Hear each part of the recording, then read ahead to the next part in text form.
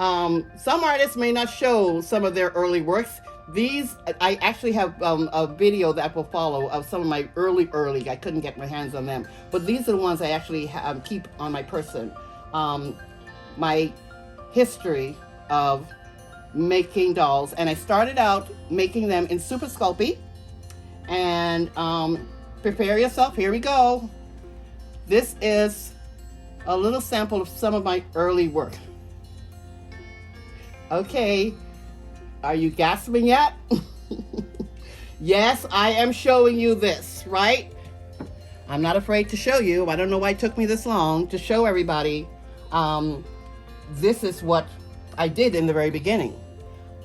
This particular one here, and remember, this little one was created probably in 1992, because it's a oil paint base. Probably in 1992. But I started out, they were super sculpey, and they were painted with acrylics. And remember, I had no formal training. I had no clue about what I was doing. I was literally going on gut instinct. And because I'm a portrait artist, because I have a degree in drawing, I figured since I could draw really well that I would have the sculpting thing down. It would just be a cinch, right? Because I could really do a portrait and all that. But boy, did I learn translating my work from the two-dimensional drawing into the three-dimensional sculpt. My brain, it took a hot minute to try to figure that out, because what I was doing, I was sculpting these flat kind of faces and then trying to paint them like they looked three-dimensional. Very strange. But once I figured that out, so at this point with this particular one, this was a 1993, my first sculpt that I put. So in the very beginning, I just did a series of heads, because they were like really, okay, they were crazy looking than this, right? So I didn't have the nerve to make bodies for them. So the ones that I actually had the nerve to put a body to, they got a little bit better. But people, the purpose of this is to show you, when you start out, they're not gonna be perfect, they're not gonna be beautiful. But if you believe in yourself and you work really hard, you know very well what my work looks like today. But they started here, and I have, and there'll be there's pictures of some of my older ones that you'll see later in this video. They had a human hair back then. It was only, I only painted eyes. I did not even use a glass eye in anything that I did, probably till 2002. Up until that point, I was the consummate painter.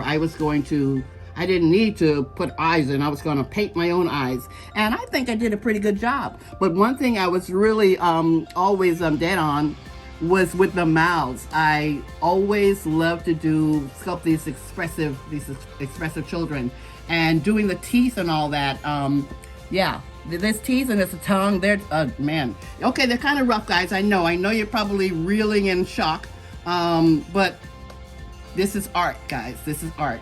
And they are just, I was very proud at the time. And I got a whole lot of acclaim for my work. I was featured in magazines.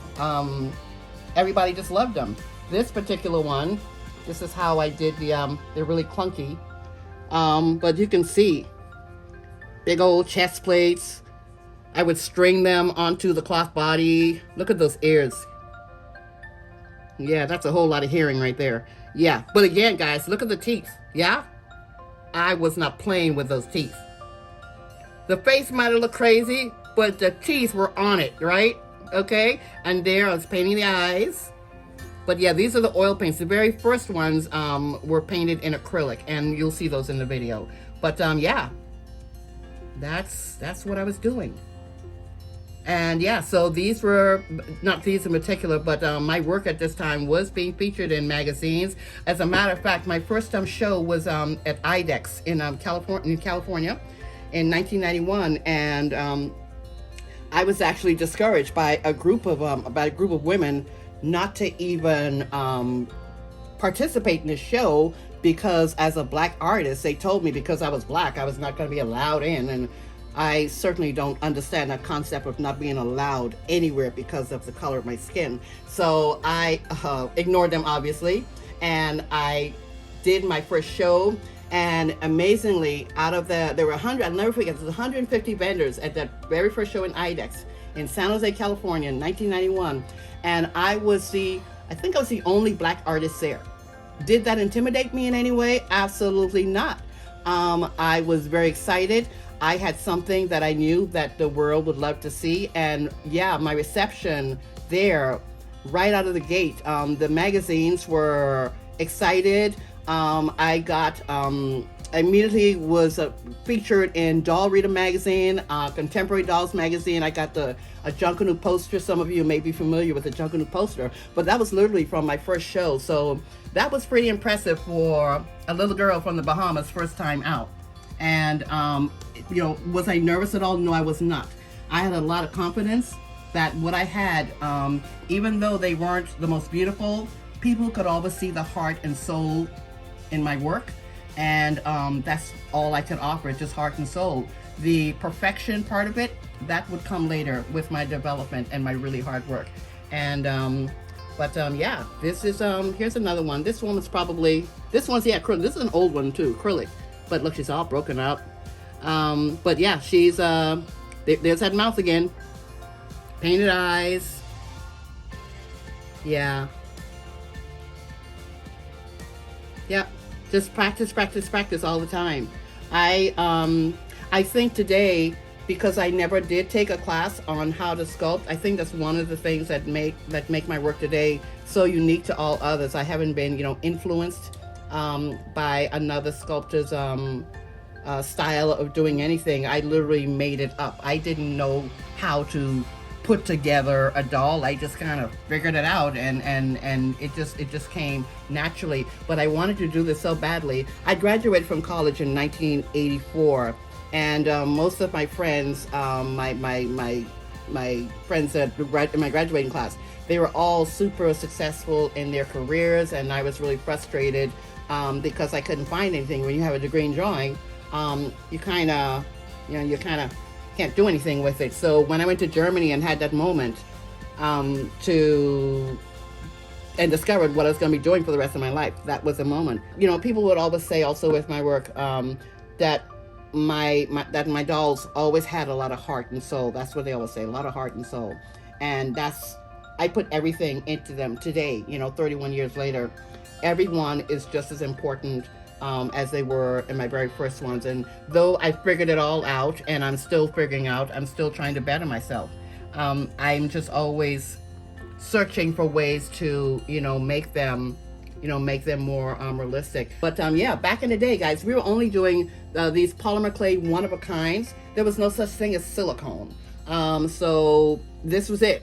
And we all were using the polymer clay, and these back then, of course, they're very fragile. So when it was time to ship them, it was, yeah, you would just pray that everything worked out okay. So of course, the beauty of the silicone is we don't have to worry about that anymore.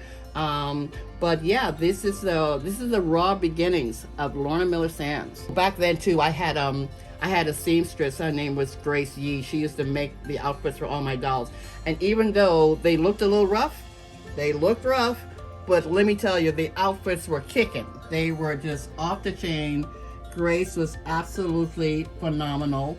And you'll see in the video montage, you'll see at the end of this video how incredible the little outfits were on my little crude babies. This is me, the early years.